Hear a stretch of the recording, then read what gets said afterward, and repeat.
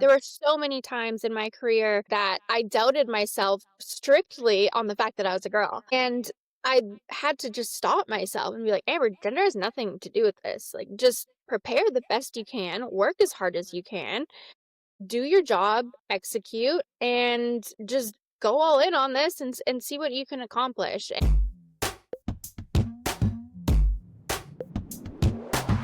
Welcome to Athlete Actually, the women's sports podcast where we ask the questions athletes actually want to answer. I'm Elizabeth Montavon, a professional water skier and marketing strategist, and this show is produced by Parity, a women's sports marketing and sponsorship consultancy.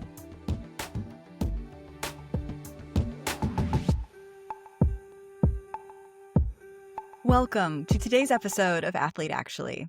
I'm your host, Elizabeth Montavon, and today I'm joined by Amber Balcaen, a third-generation race car driver and one of the most influential women in motorsports today. Originally from Winnipeg, Canada, Amber made history in 2016 as the first Canadian female to win a NASCAR-sanctioned race in the United States, earning Rookie of the Year honors in her first season racing stock cars. But her path to NASCAR wasn't built on big backing or easy opportunities.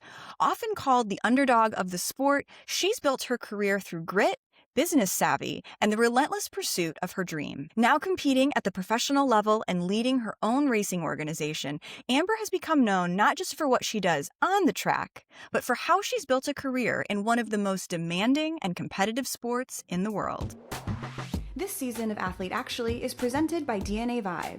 DNA Vibe is a new category of wearable regenerative technology designed to support the body's natural recovery processes, trusted by athletes, trainers, and high performers who are redefining what strength, recovery, and longevity look like. DNA Vibe's patented wearable devices combine non-thermal red and near-infrared light, micromagnetic signaling, and microvibration to work in harmony with the body's natural processes to support circulation, comfort, and overall well-being, helping you move better, recover smarter, and stay in the game. If you're training hard or simply want to feel and perform your best, you can learn more at dnavibe.com/recovery. Before we get into today's conversation, I want to start with on our radar, one thing from the world of women's sports that's caught our attention. Here's the headline. Flavor Flav is launching She Weekend, a 4-day celebration of women's sports and Olympic and Paralympic athletes this July in Las Vegas. So what's the context? What started as a tweet to celebrate the U.S. women's hockey team's Olympic gold has quickly grown into something much bigger, bringing together athletes, fans, and brands for a weekend centered on visibility, celebration, and connection. But what really stood out here is how Flav is talking about it. He's been vocal that while product donations are appreciated, what women athletes actually need is real sponsorship and investment, especially from major brands. My takeaway? This is a moment where culture is not just celebrating women's sports, it's challenging brands to show up differently.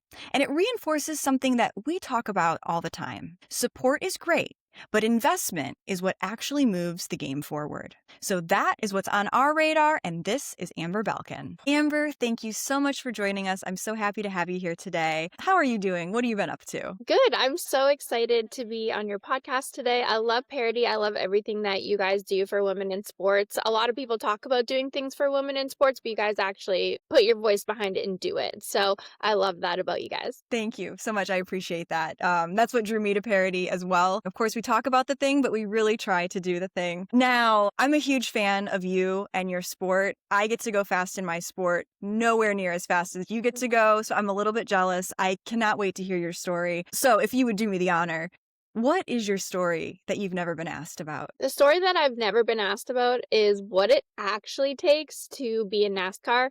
And most sports rely on talent and hard work alone, where my sport relies on financial backing. And that is by far the most difficult part of it because I don't come from money. You know, I'm a female in male-dominated sport. A Canadian in an American sport, I had to figure out how to get an immigration visa and move down here. And even now, my visa only allows me to make money through racing. But in order to race, I need to fundraise sponsorship to be on the racetrack. So most drivers that I race against, they come from very wealthy families. And that wasn't the case for me. I've been raising my own sponsorship since I was 10 years old. So for the last 24 years, I've raised over $5 million in marketing partnerships, Wow. which is no easy task. A lot of people are like, "Oh, it must be easy for you. You're marketable. You have a business background. I went to business school." But it doesn't matter how great of a driver you are, how marketable you are. You still need to prove that return on investment. And not only that, but racing is so expensive. So I'm not asking Yeah. for a couple hundred or couple $1,000s. I'm asking for millions of dollars. And not a lot of brands and companies have that marketing budget to not only to put towards women's sports, which thankfully now is on the rise, but to think about putting it in motorsports. Yeah, absolutely. I think something that doesn't get talked about enough around motorsports is we all know it's expensive, but really think about why it's expensive. You're talking about a whole machine and a machine that if, things go wrong, it needs a lot of work done to it, right? Every part is so expensive, but then like the quality of everything that goes into racing, it's highly technical. And so all of that, the expenses keep piling up. And I think that it's great to finally start having these conversations with women athletes. I think women athletes can sometimes articulate better what really goes into their sport. And so it's really fun to have this opportunity to sit down with you and talk about where does the money go? That's those sponsorship dollars. Where does it go for you? And where do you feel like you need more support right now? Yeah, so it's not only the infrastructure of it all, the cars, crew, tires, fuel, gas, travel, all of that. These race cars are hundreds of thousands of dollars and engine upkeep. And a lot of people also don't realize we don't just have one race car for the whole season. We'll have 6 to 12 race cars for one season because we're racing so many different types of tracks. So we have a road course car, we have an intermediate car, a super speedway car, a short track car, a dirt car. There's all these different types of cars. And then on top of the infrastructure is the people. We have engineers, crew chiefs, spotters, mechanics. No, there's 10 guys working on my car at a time, and all of those people need to be paid. So a lot of people think, oh, you've raised $5 million, all that $5 million goes to you, when really none of it really goes to me. It all goes to the race team. And a funny thing too is people will be like, "Oh, good luck on your race this weekend," and I'll say, I'm actually not racing this weekend because I didn't get sponsorship." And they don't realize that I cannot race without sponsorship. It's not a matter of, oh, I just need, a little bit of money to fill my pockets. It's I need to bring money to the race team in order to race. So that's where it differentiates from a lot of stick and ball sports is I'm having to bring money to the race team to be able to compete with their team and in the series. Yeah, this is a conversation I have with a lot of my individual sport athletes, and which I am one as well. People tend to think that it's all about us. And yes, it is our face and our name on the results, but it always takes a team to make our sports happen. And I think in the case of any racing sport, the dependency on that team is so much higher, not only for your safety, but the infrastructure of what it takes to race. You need a lot of bodies to make that happen. And so this is a really great conversation to highlight how much, regardless of the type of sport, at the end of the day, they really are team sports. Now, something that you mentioned that I find very interesting and I don't get to hear a lot about is your visa status and what it's like as a Canadian in an American sport. So could you elaborate on that a little bit more for us? So I moved to the US in 2016, but before I was able to move here, live here, and work here and compete here, I had to get a visa. So I had to show proof of awards, proof of wins. I had to show that I was signed with the race team, that I had a sponsor. I had to prove all of this stuff in order to get the visa. And then Wow. after that, it was, paying lawyers and the process took about a year to do. And now that I'm here, I can only make money through racing. So when I'm not racing, it's very hard for me to be able to cover all my bills because I'm not able to get a part-time job at like a Starbucks or something. So that's what's made my journey especially challenging is those years where I'm not racing full time, things were really tight financially and I didn't I'm here without my family, without my friends. I moved here not knowing anyone and frankly not knowing much about the NASCAR industry. I came from the dirt track racing world, which they're both racing, you're both on four wheels, but it's a completely different industry. I grew up with, in the local dirt track series. All my family raced a local dirt track. They still had 9 to 5 jobs. So for me to come here without knowing anyone, not knowing much about the industry other than watching NASCAR on Sundays, I had so much to learn, especially working through the different levels of NASCAR and the different series to move up to the top. What race teams are good and who are the right people that I need to connect with to be in my corner. You did touch upon teams, right? And teamwork. And the funny thing is with NASCAR or racing, us drivers, we get all the accolades, but it really is a team sport because I can't be successful on track unless we have that synergy within my group. If I have that chemistry with my crew chief and my spotter, that our communication is perfect, and when I explain what the car is doing and giving that feedback, they need to understand my feedback and make those right adjustments. And with the race team, another reason why it's so expensive is because the better race teams you go to, the more expensive they are. So I Hmm. could go for a race team that's half the price, but I'd be running last every single week. So the equipment level and the speed of the cars and the technology in the cars and the quality of people you have working on them, that's what differentiates the top teams from the lower end teams. And the only difference there, other than people and infrastructure, is the financial aspect of it. So that's why when you see me on the sidelines for a while, I'm trying to race for the good teams. I want to, Yeah. have a good name in the sport and have that respect and credibility from my peers. So that's what makes it more challenging. Yeah, and I can absolutely see why strategically you would want to race with the best odds for yourself. I mean, that's a strategic investment, right? That's something any Right. listener can understand is if you are going to spend these dollars, you want to spend it with the team that is most likely going to garner you the best results. And so I'm sure for you, making those strategic decisions, it must be difficult. But an interesting layer that you mentioned earlier was to apply for the visa, you had to kind of have proof of concept, right? You had to prove that you were good. And that Mhm. almost seems backwards. I think for a lot of listeners, they would think, no, I want the visa to go do the thing so that I can prove to everybody I'm good. And so I can't imagine what that was like for you, asking to throw your hat in the ring, if you will, and saying, I am good enough, like, let me in. Yeah. What was that like emotionally and mentally? Just making the leap from dropping out of college, dropping out of business school, and going home to my parents and saying, "Hey, I'm gonna become a NASCAR driver. I'm gonna move to the US and make racing my full-blown career." And then, okay, now how do I do this? How do I figure Right. it out? How do I raise the sponsorship? How do I make enough money to not only cover the expenses of the lawyer, but also prove that I am capable of this and I am good enough? And there were very direct lists that this is what we need from you. And fortunately, I had won a lot of races, I'd won championships, I had broken history. But without that credibility, I would have never been able to move to the US. So a lot of people think, oh, Canada and the States are so similar, it must have been so simple. But the process, it was difficult. It took a lot of money and a lot of time to execute.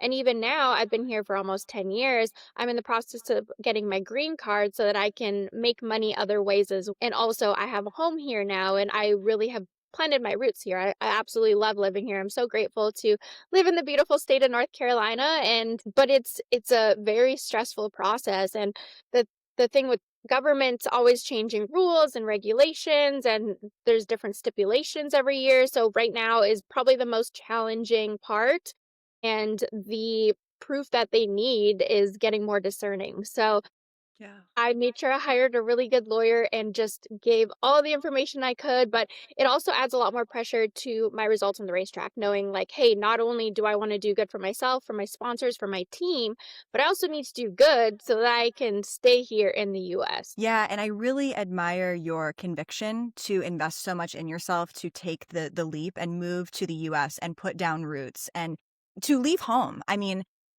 that's something that in itself is hard enough, but then to tackle the goal that you had, which is to break into NASCAR in the US, that's taking it to another level. And so I admire your conviction and the confidence in yourself to invest that much in your own career and get it started and take it to the next level. Again, another storyline of yours that doesn't get talked about enough. I would love to know from you what attracted you to NASCAR specifically. Yeah, well, first of all, I appreciate you saying the confidence to do that because I think at the time it was a little bit of ignorance is bliss. I thought it would be a lot easier than it was. I had no idea it would be this challenging, but To answer your question, I knew that for me anyways, NASCAR was the pinnacle of motorsports in North America. And I wanted to race at the pinnacle of motorsports. All the best drivers from dirt track racing, they went to NASCAR.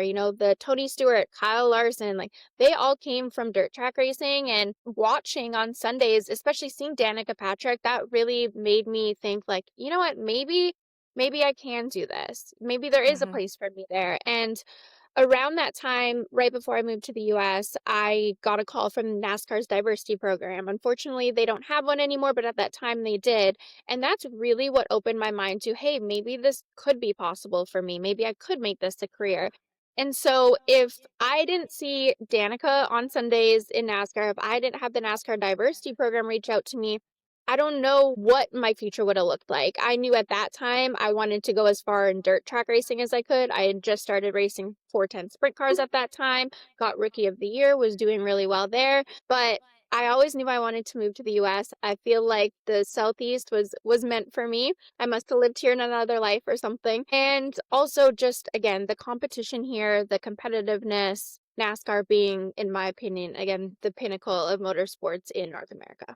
Absolutely. I can see the progression there for you. Something that I find really interesting, and I think you specifically can shed a lot of light on, is I don't think anybody would be startled if I said NASCAR is a sport designed for men. Mhm. Right? I think we all Yep. know that, and that's not a bad thing. It just is what it is currently. But if you dig into that concept of what is designed for men about our world, there are many things where women were not considered. And quite frankly, we are often considered small men when it comes to clothes and fan apparel and equipment and things like that. My sport, there's not a lot of equipment designed for women. They tend to just size it down and give us the men's stuff.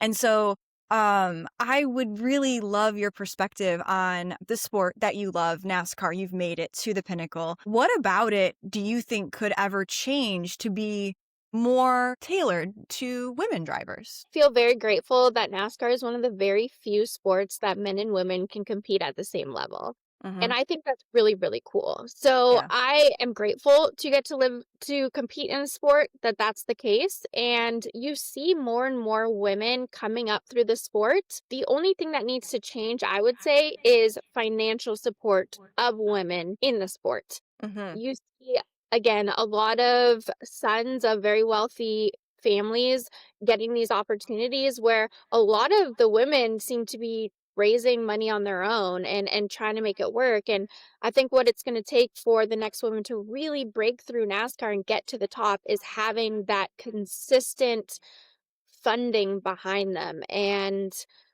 us women have to work really, really hard to receive that. And people always are amazed when I say I spend 90% of my time looking for sponsors, 8% training for the race, and 2% actually racing because it's that difficult. And frankly, I think the only thing that's going to change is if we really get people like Parity who put their money where their mouth is and not only publicly say I support women's sports, but are writing checks to support it. That's definitely been the theme of 2026, I would say, is a lot of people calling out like, hey, supporting women's sports is great, but when we invest money in them, they do something with it. The ROI shows up time and time again. And I think we're seeing a lot more brands invest bigger paychecks into these women athletes, and that's only returning even more on that investment. I love that you mentioned that you looked up to Danica Patrick and you had that, woman to look to in your sport as like, this is possible for me. And what I find interesting about you specifically is you really are such a businesswoman. You have built a whole business around yourself. You are the total package.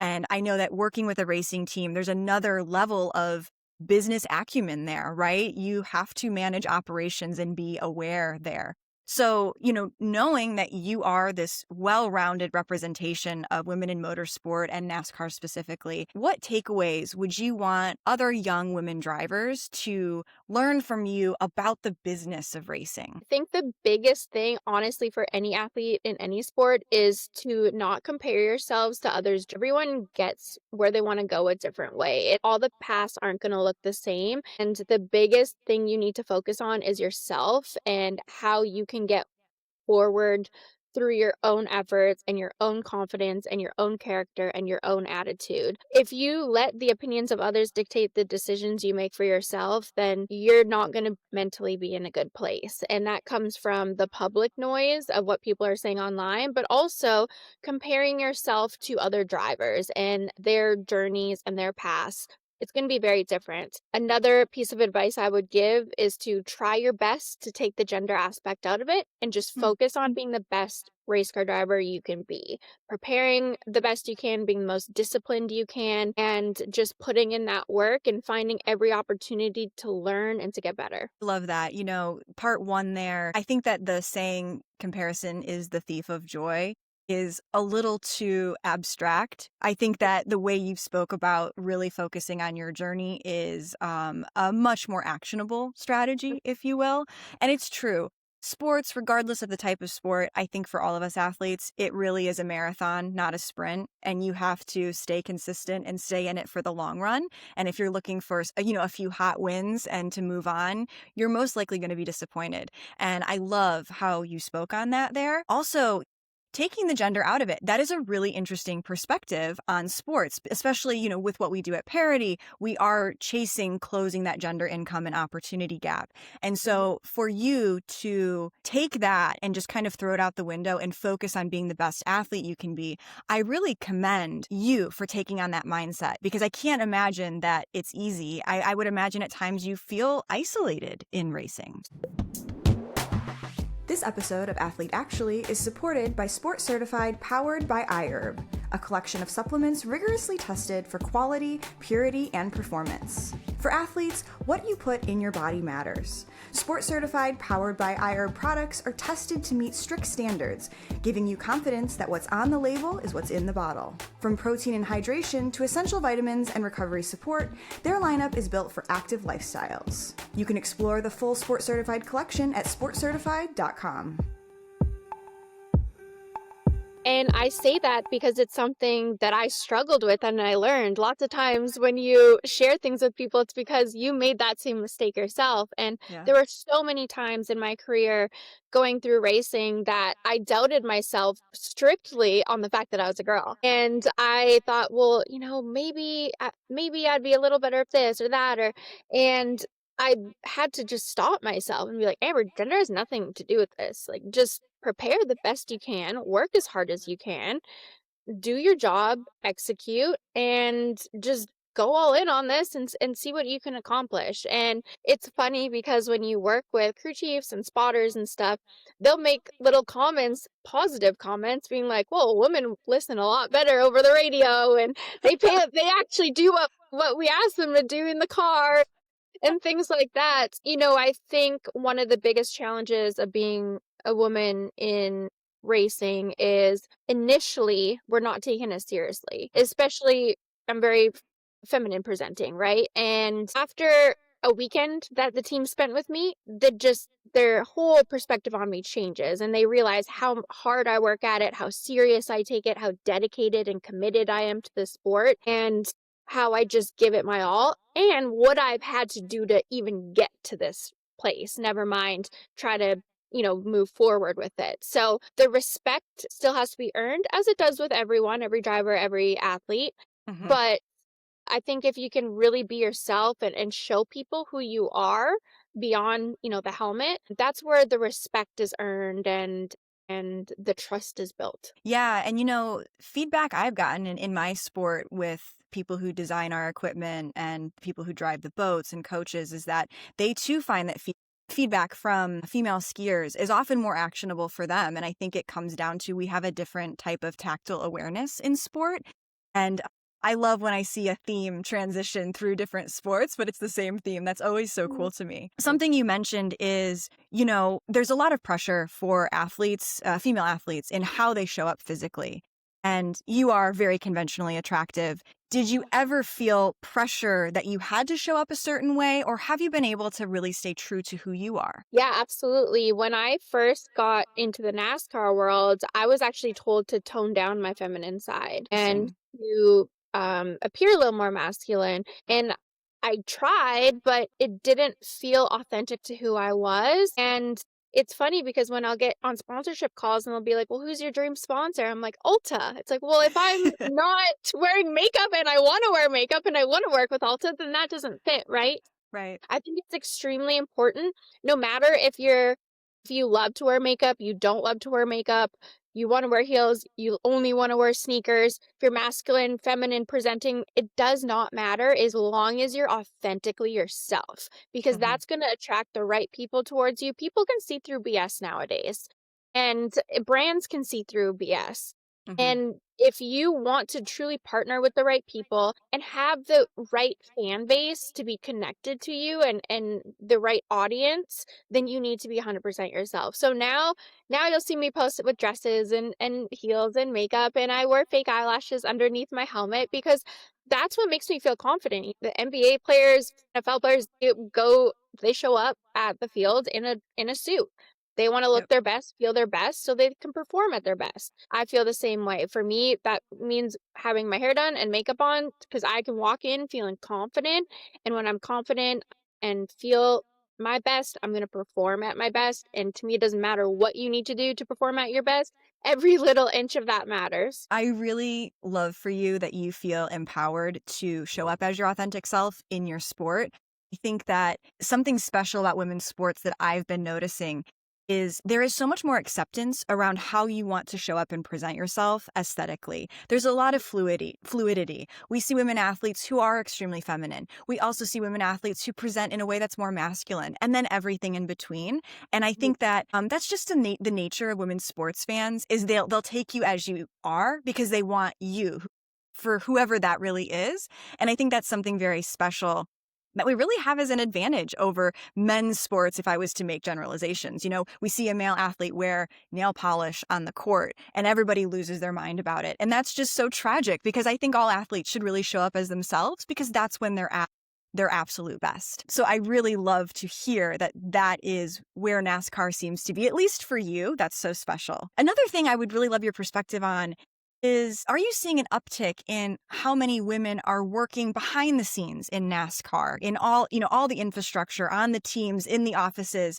Tell me a little bit about what that landscape is like right now. Absolutely. It is not only on the rise for female drivers, but females in all aspects of motorsports. You see female engineers, you see there's female tire changers now, which is incredible because that position is incredibly athletic. Mm-hmm. And you see not only people like in the PR and marketing side, but Joe Gibbs Racing. I think Heather Gibbs is now I want to say CEO of Joe Gibbs Racing even. So there's women in executive positions. My interior girl so interior means they do my pedals, my steering wheel, the making sure my seat's right and Mm. my mirror's right and everything so I'm properly safe and fitted well in the car. The person who did that in my car was a female. So Wow. there's a lot of different roles in racing now that you see more women become. And one of my tire girls was a girl. Her name was April. She was my favorite. I loved her. So yeah, all aspects of the sport. There's so many different roles and jobs in the sport. You see them all now. So it's really really neat. That is really great to hear because I think there is a bit of a negative stigma around motorsports. And I know that it has so far to come because it's Mhm. not like there's an equal number of female drivers and male drivers in every race, right? But it's great to hear that you feel like there is some female representation in all aspects of the sport. Because I think while, of course, it's important to talk about what's not working in any sport, it's important to talk about what's working and what is going well and what you enjoy and what you like about it. Because if you don't have that North Star to chase in your sport, really, what are you doing, right? So I love to hear that you seem happy with a lot of the female support you have around you in this sport. And that's just really delightful. Well, Amber, no, you know what? I was going to take us to our last segment, but if you will indulge me, I have one question for you that's really just from me.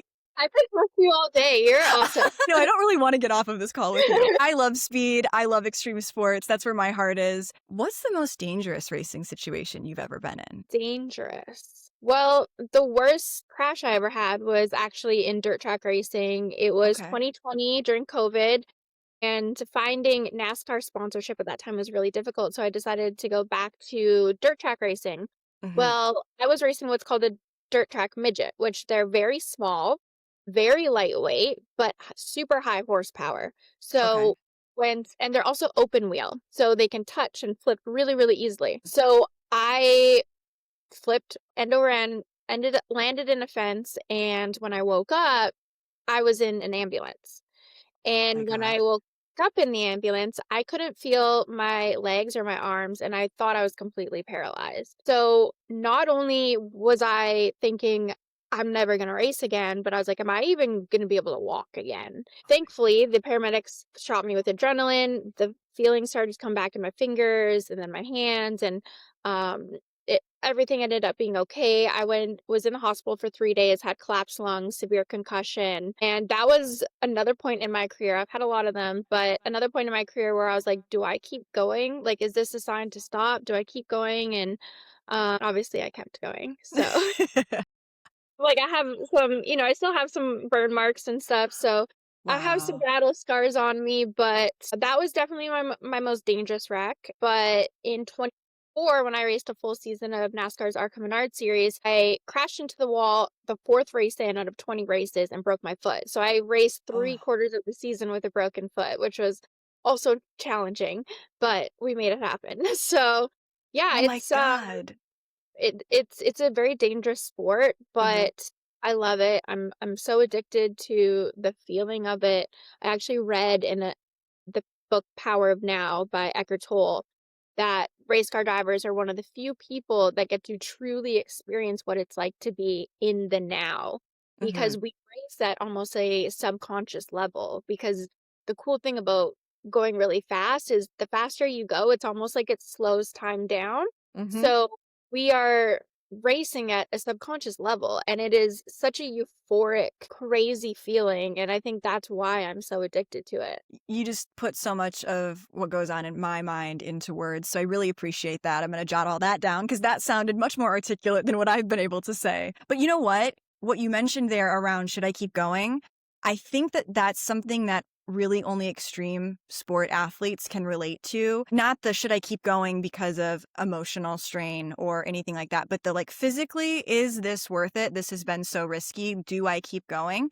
Yeah. Yeah, that's relatable. I've definitely had that experience. Amber, what is on the horizon for you? What do you have coming up now? I am still looking for sponsorship for this racing season. So if anyone listening is interested, I am very good at proving return on investment and have made my past partners very happy. So Mhm.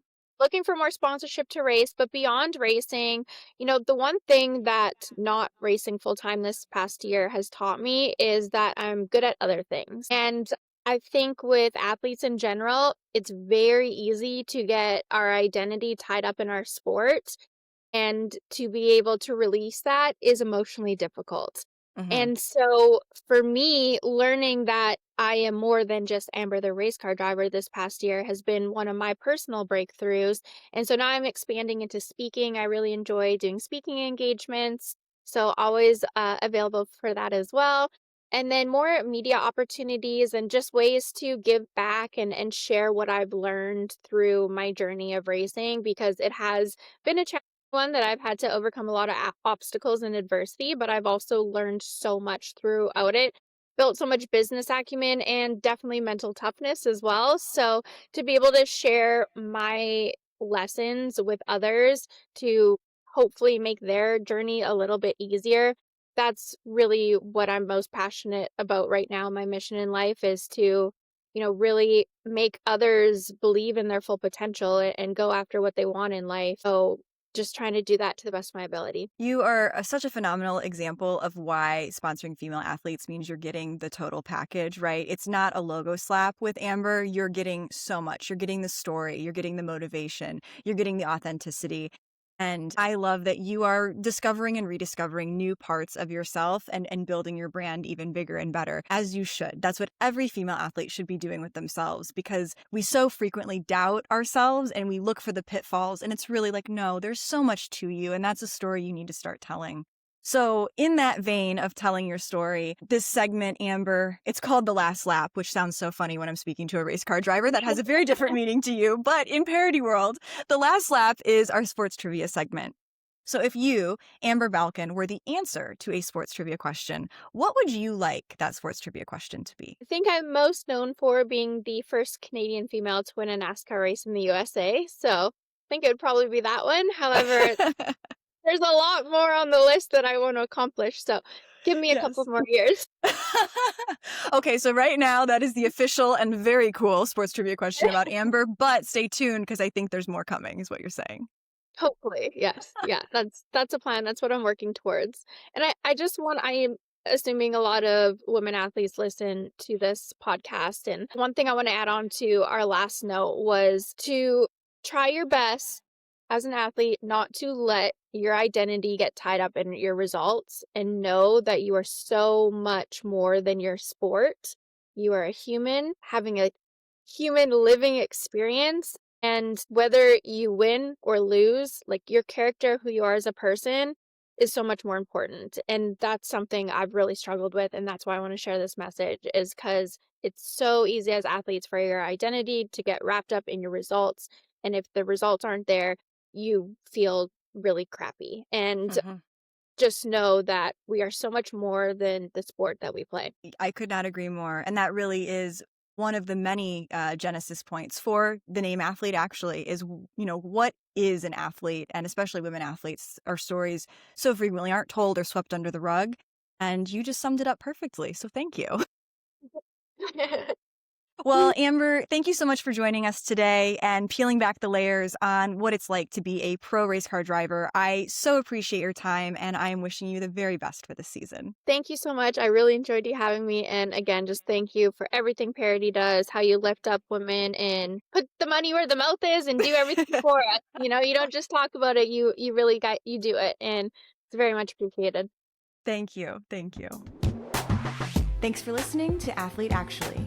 If you enjoyed this episode, be sure to follow, rate, and share with someone who should be part of the conversation. To learn more about how brands are partnering with pro women athletes, visit parodynow.com.